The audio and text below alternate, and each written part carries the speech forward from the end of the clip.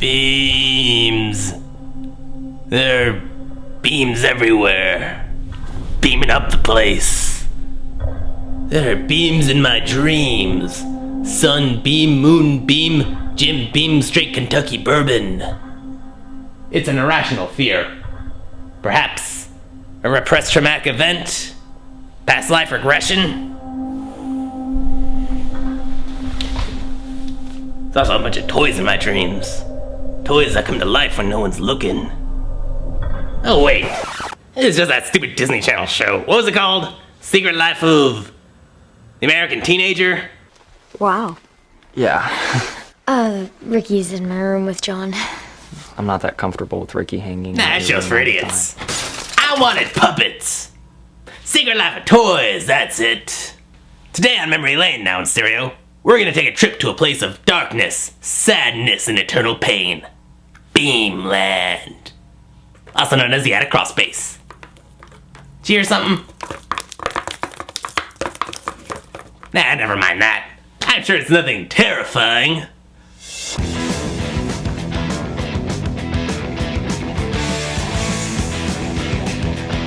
This is a bit of a forgotten project from the Jim Henson Company. Spanning only 13 episodes, this series never garnered much attention.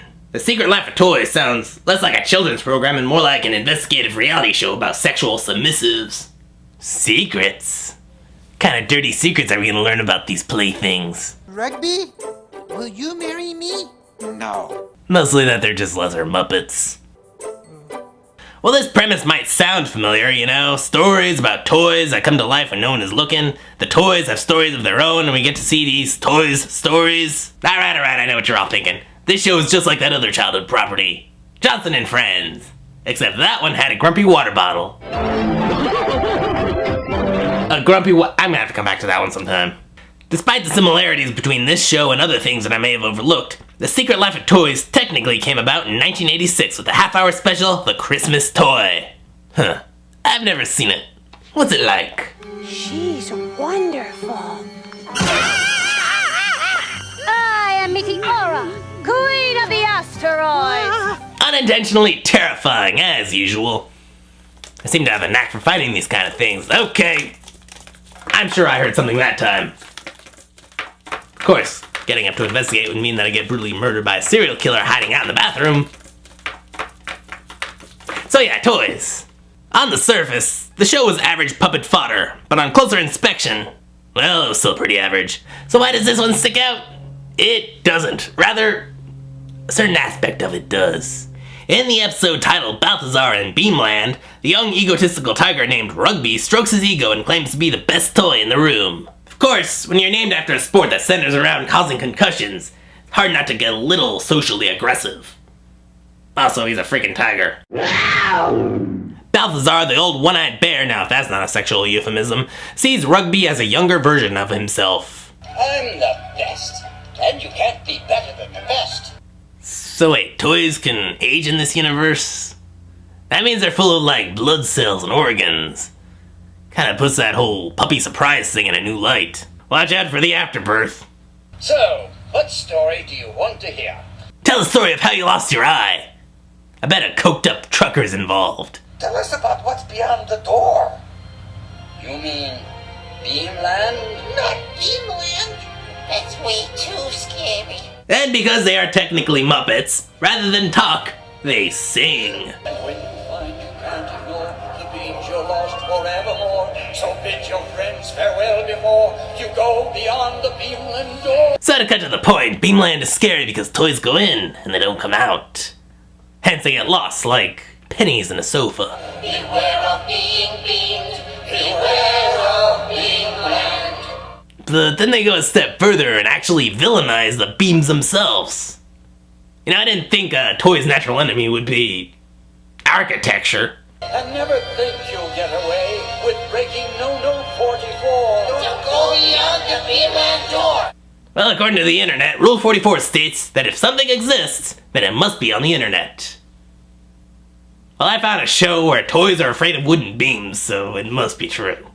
Well, that's settled. I'm going to Beamland as soon as possible. To keep Boney the Tiger there out of Beamland, Balthazar attempts to use reverse psychology. That's good, Rugby. So when are you leaving? You see, Rugby is the kind of guy that'll do the opposite of what you say. Apparently he's a libertarian. Not go ahead, break it. That's what no-nos are for. You tell him to sit still and not go into Beamland, he gets up, dances around, goes into Beamland, and votes for Bob Barr. I'll have to go in there after him. What I'm about to show you is Beamland. Actually, what I'm about to show you is the strangest thing I've ever seen in any puppet show. And I watched every episode of The Letter People. Rugby! Rugby! Beams! Beams everywhere! Beams! Beams! Beams! Rugby, come back. The beams are getting to you. You're being beamed. Beams! Beams! Come on, Rugby. We're going home. Come on. Come on. Oh, come on, Rugby. Ah! Baseboards! Can't make it threatening. I really don't get this Beamland thing. I'm fine, but I don't know about Rugby. He was very badly beamed. So it's all a psychological thing, all in your head, the way some people have adverse side effects to placebos.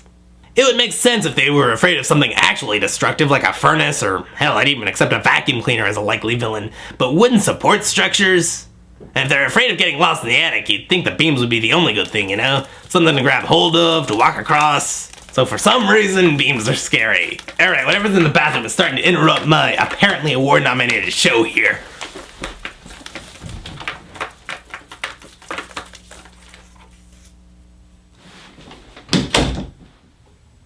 I'm gonna ignore that. Beamland comes up again in a later episode called True Mew. Mew is that little cat and mouse you saw earlier. I want to play with Dinky Beard. It's the first time I've ever been a pirate. This has been Out of Context Theater.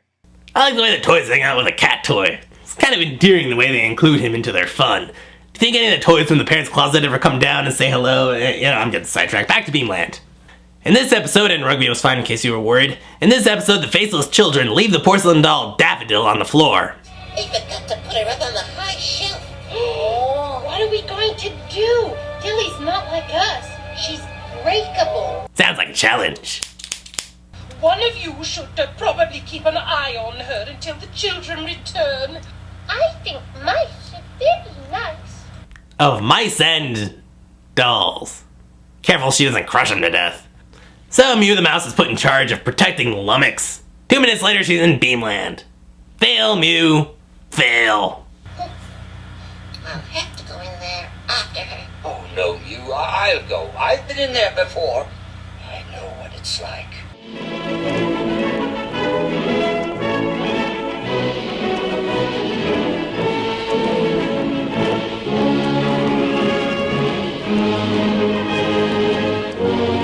So Mew the mouse summons his courage and goes into Beamland, and if a goddamn mouse can do it, then why can't I?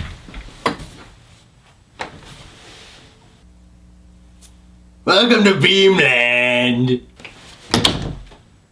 It can talk, oh fuck me.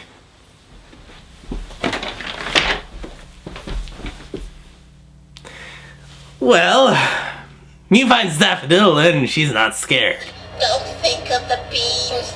I love beams. I see beams in my dreams. A scary place for a scary doll. Seriously, there is some uncanny valley shit going on here. Oh, and because they are Muppets, they fucking sing again. Beams in my dreams.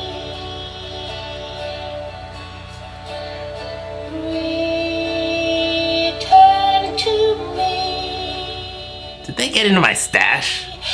Dreaming of beams.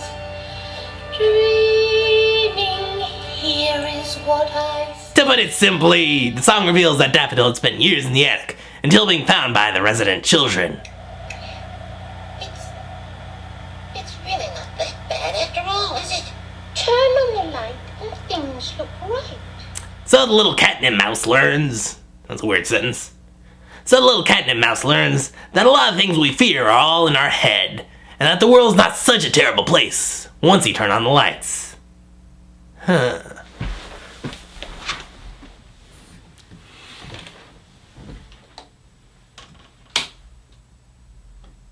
So, you're a beam? I'm a beam.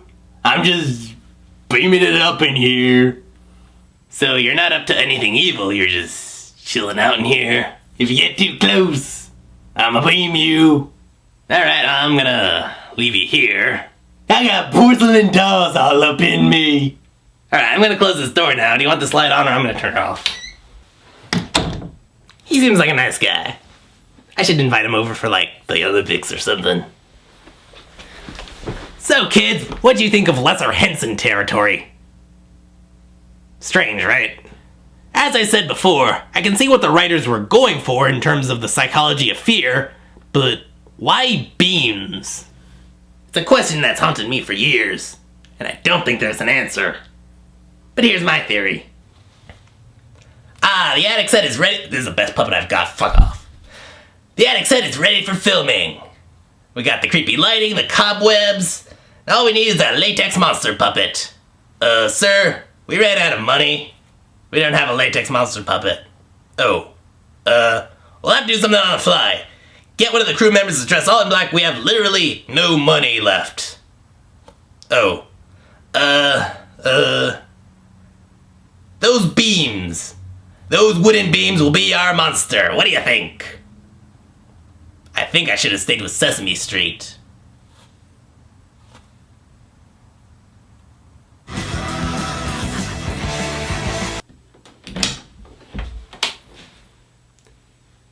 So do you prefer to drink Jim Beam? I like to drink Wild Turkey.